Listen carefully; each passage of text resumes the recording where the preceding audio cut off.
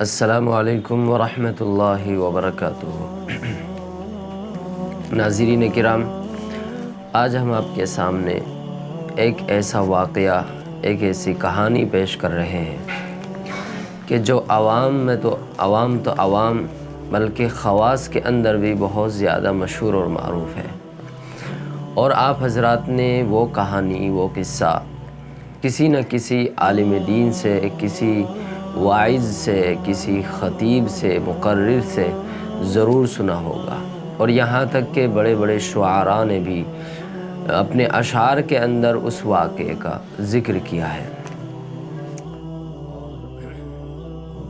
یہ واقعہ بہت زیادہ مشہور اور معروف ہے۔ اس وقت پوری دنیا کے اندر بے شمار لوگ اس واقعے سے واقف ہیں، لیکن ہمیں اس بات کی تحقیق کرنی ہے کیا یہ واقعہ صحیح ہے، درست ہے یا نہیں ہے، چونکہ یہ واقعہ بہت ساری تفسیر کی کتابوں کے اندر بھی علماء مفسرین نے بیان کیا ہے، جیسے علامہ جریر اور علامہ رازی، علامہ سیوطی، اور اس کے علاوہ علامہ قرطبی۔ ان حضرات نے بھی اپنی تفسیروں کے اندر اس واقعے کو ذکر کیا ہے، اور واقعے کو ذکر کرنے کے بعد اس پر کوئی تنقید اور کوئی تبصرہ اور کوئی تجزیہ نہیں کیا ہے، بلکہ خاموشی کے ساتھ اس واقعے کو ذکر کر کے آگے چل دیے ہیں اور آگے گزر گئے ہیں۔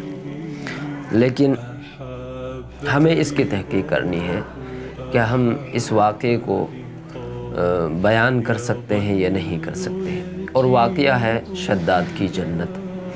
شداد کی جنت کے بارے میں سب لوگ جانتے ہیں، آپ بھی جانتے ہیں، اور شداد سے متعلق اور اس کی جنت سے متعلق بہت سارے قصے، کہانیاں، لمبی کہانیاں گھڑی ہوئی ہیں، اور جو تفسیر کی کتابوں میں بھی ذکر کی گئی ہیں۔ بعض کہانیاں اتنی لمبی ہیں کہ ان کو بیان کرنے میں ہی کم سے کم آدھ گھنٹہ لگ جاتا ہے۔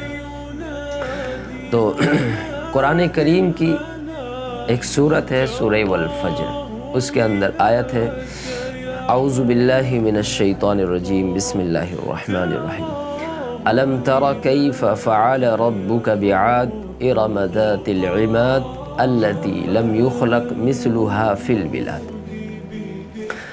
یہ آیت ہے، اس کا ترجمہ ہے، کیا تم نے دیکھا نہیں کہ تمہارے پروردگار نے عاد کے ساتھ کیا سلوک کیا، اس اونچے ستونوں والی قوم ارم کے ساتھ جس کے برابر دنیا کے ملکوں میں کوئی اور قوم پیدا نہیں کی گئی۔ اس کی مختصر سی تفسیر اور صحیح تفسیر یہ ہے کہ قرآن نے عبرت کے لیے ایک زبردست، طاقتور اور لہیم و شہیم قوم کی تباہی کا تذکرہ کیا ہے، جسے قوم عاد کہا جاتا ہے، اور ان لوگوں کی ہدایت اور اصلاح کے لیے اللہ رب العزت نے حضرت ہود علیہ السلام کو مبعوث فرمایا تھا، جن کی انہوں نے مخالفت کی اور ان کی تکذیب کی، جن کی پاداش میں اللہ نے ان پر عذاب نازل کیا، اور یہ پوری قوم تباہ و برباد ہو گئی۔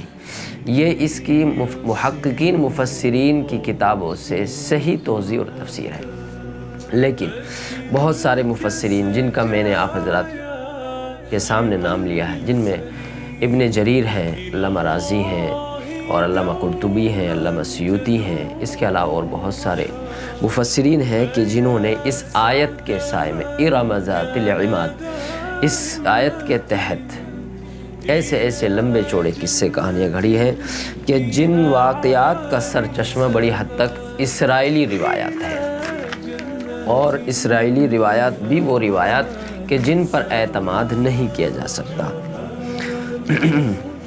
ان واقعات میں سے مختصر واقعات ہم آپ کے سامنے ذکر کرتے ہیں، پھر ان کی کیا تحقیق ہے وہ انشاءاللہ آپ کے سامنے بیان ہوگا۔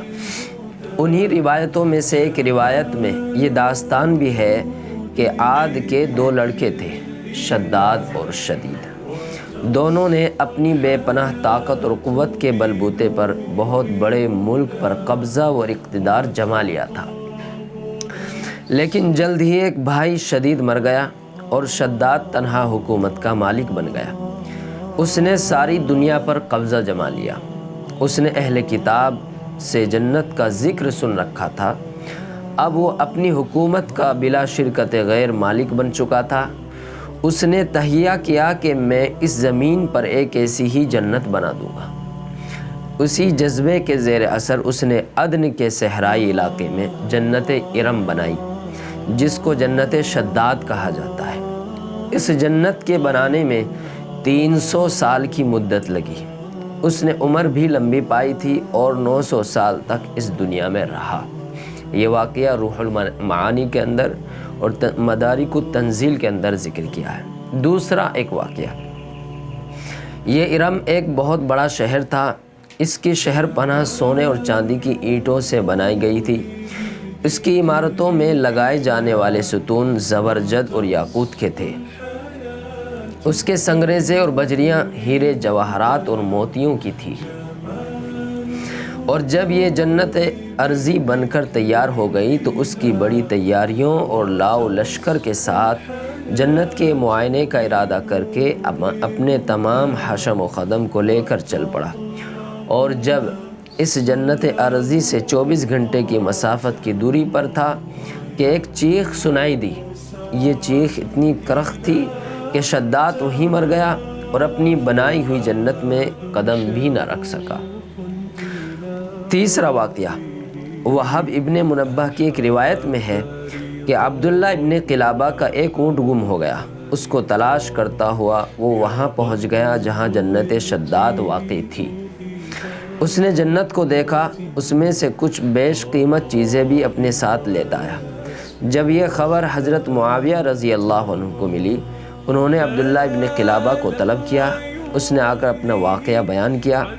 حضرت معاویہ رضی اللہ عنہ نے حضرت کعب احبار رضی اللہ عنہ کو بلایا اور ان سے پوچھا کہ عبداللہ ابن قلابہ نے جو واقعہ بیان کیا ہے اس کی اصلیت اور حقیقت کیا ہے؟ کعب نے کہا کہ عبداللہ جہاں پہنچا تھا وہ ارم ذات العماد ہے، اور کتاب میں لکھا ہوا ہے کہ ایک زمانے میں وہاں مسلمانوں کا ایک فرد پہنچے گا۔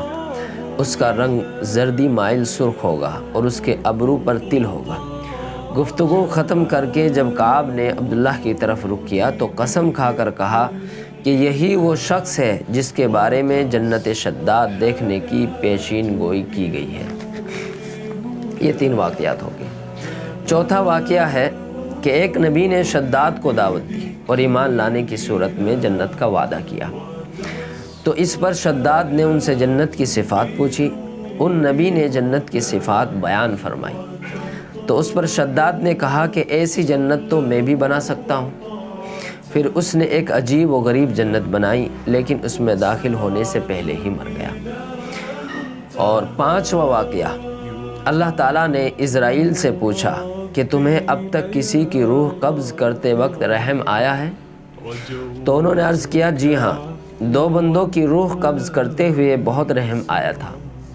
ایک تو اس وقت رحم آیا تھا کہ جب سمندر میں ایک ٹوٹی ہوئی کشتی کے تختے پر ایک ماں اور اس کا دودھ پیتا بچہ جان بچانے کو سوار تھا۔ اس وقت اس عورت کی روح قبض کرنے کا حکم ہوا تو اس وقت مجھے بہت رحم آیا۔ اور دوسری بار رحم اس وقت آیا کہ جب شداد نے طویل عرصے کی محنت سے عالی شان جنت بنائی۔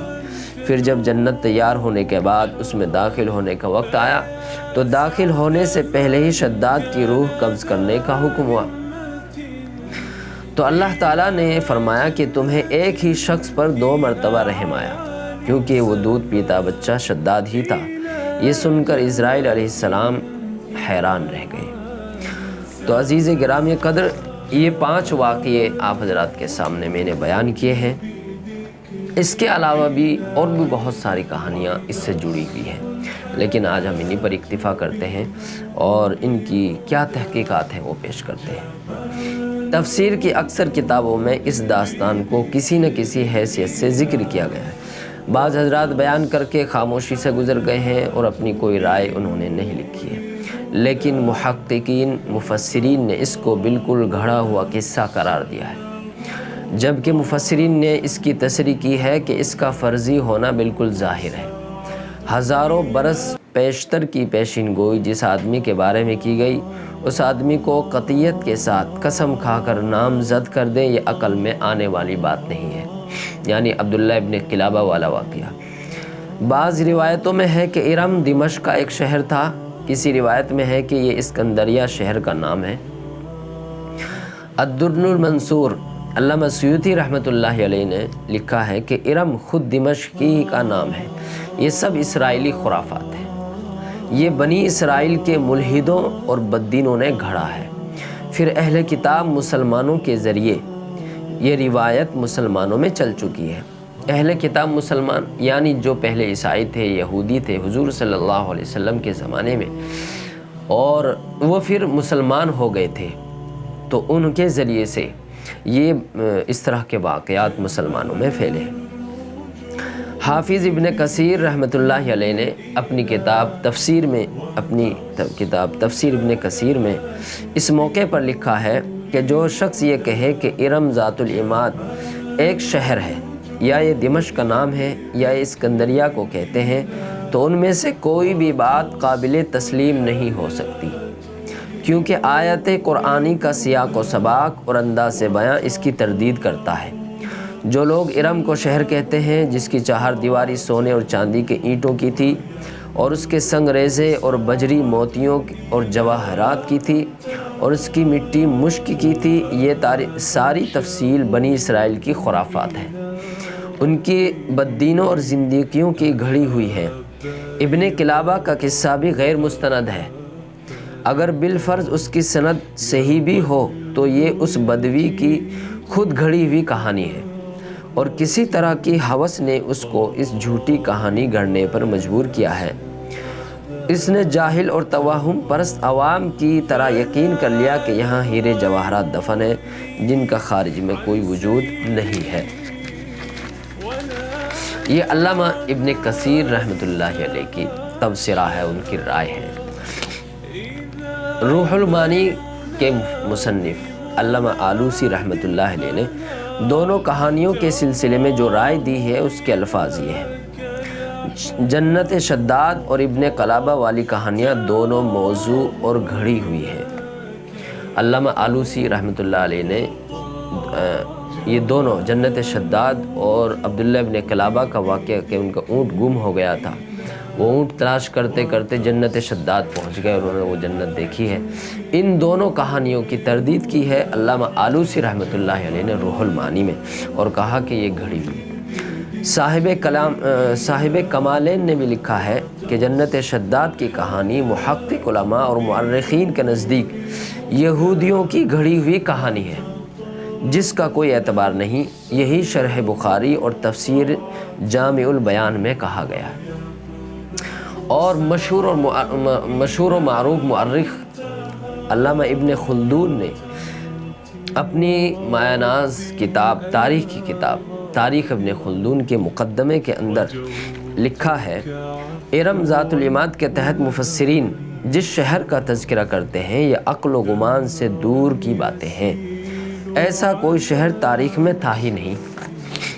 جنت کے نمونے پر جو شہر آباد کیا گیا تھا، آخر وہ شہر کیا ہو گیا؟ شداد کے مرنے کے بعد پھر اس شہر کے بارے میں کوئی اطلاع نہیں ملی، وہ کس سرزمین میں ہے؟ عدن کے میدانوں میں بھی اس کا وجود نظر نہیں آیا، جس کے بارے میں کہا جاتا ہے کہ وہیں یہ جنت ارضی بنائی گئی تھی۔ جو شہر آباد ہو گیا وہ یک بیک فنا نہیں ہوگا، بہت دنوں تک اس کا وجود اور پھر اس کا ذکر چلتا رہے گا، خاص طور سے جب اتنا خوبصورت شہر بنایا گیا ہو جس کی سطح ارضی پر کوئی دوسری مثال نہ ہو، لیکن کوئی مؤرخ اس کا ذکر نہیں کرتا، نہ کسی قوم کی کہانیوں میں اس کا ذکر ہے۔ اگر یہ کہا جائے کہ یہ شہر مٹ گیا جیسے اور شہر نیست و نابود ہو جاتے ہیں تو یہ بھی غنیمت تھا، لیکن روایتوں کا انداز بتاتا ہے کہ اس کے مٹنے کے بجائے اس کے موجود ہونے پر زیادہ یقین ہے۔ ظاہر ہے کہ ابن قلابہ کو ہزاروں برس کے بعد یہ جنت نظر آئی۔ بکواس اور پاگل پن کی آخری حد ہے جو لوگ یہ کہتے ہیں کہ وہ شہر اب بھی موجود ہے لیکن انسانی نگاہوں سے پوشیدہ ہے اور اسے وہی شخص دیکھ سکتا ہے جو بڑا اہل ریاضت یا بڑا جادوگر ہو۔ یہ سب خرافات ہی خرافات ہیں۔ حاضرین کرام، یہ تھی جنت شداد اور اس سے متعلق جو واقعات بیان کیے جاتے ہیں تفسیروں میں، کتابوں کے اندر، یا واعظین یا مقررین خطبہ یا شعراء جو بیان کرتے ہیں، یہ اس کی حقیقت ہے۔ اور خلاصہ یہ ہے کہ متعدد حضرات اہل علم اور محققین اور معتبر مورخین کی صراحت کے مطابق شداد کی جنت کا قصہ من گھڑت اور باطل ہے۔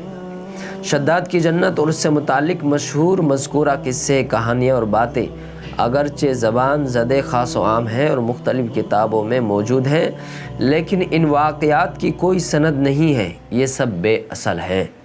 حضرات محققین، اکابر مفسرین نے اس کے وجود کا انکار کیا ہے، لہٰذا ایسی خود ساختہ باتوں کو بیان کرنا یا کسی آیت کی تفسیر کرنا یا تفسیر قرار دینا ہرگز درست نہیں ہے، اور اس سے بچنا ہر حال میں ضروری ہے۔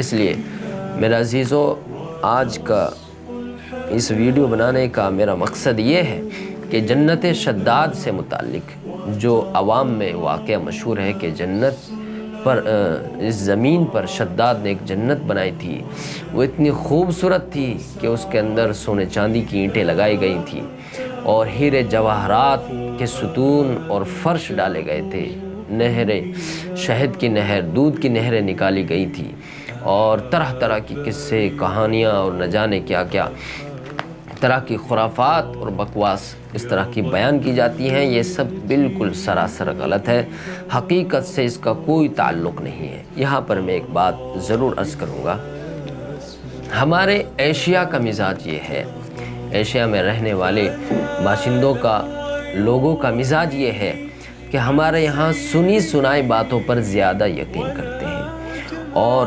تحقیقی باتوں پر کم یقین کرتے ہیں، بلکہ بعض مرتبہ تحقیقی باتوں کو نکار دیا جاتا ہے، اس پر یقین نہیں کیا جاتا، اور یوں کہتے ہیں کہ اتنے لوگ بیان کرتے ہیں، کیا وہ غلط ہو سکتے ہیں؟ دیکھیے، کسی بھی بات کے صحیح یا غلط ہونے کا مدار مشہور ہونا نہیں ہے، بلکہ اس کی تحقیق، جو کوئی پائے ثبوت، پائے تحقیق سے یہ ثابت ہو جائے کہ یہ بات غلط ہے تو وہ غلط ہے، اور یہ ثابت ہو جائے کہ یہ بات صحیح ہے تو وہ صحیح ہے۔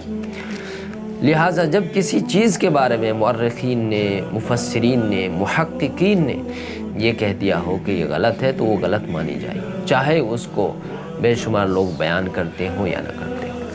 اللہ تعالیٰ سے دعا ہے اللہ ہم سب کو سمجھنے کی توفیق عطا فرمائے۔ السلام علیکم ورحمۃ اللہ وبرکاتہ۔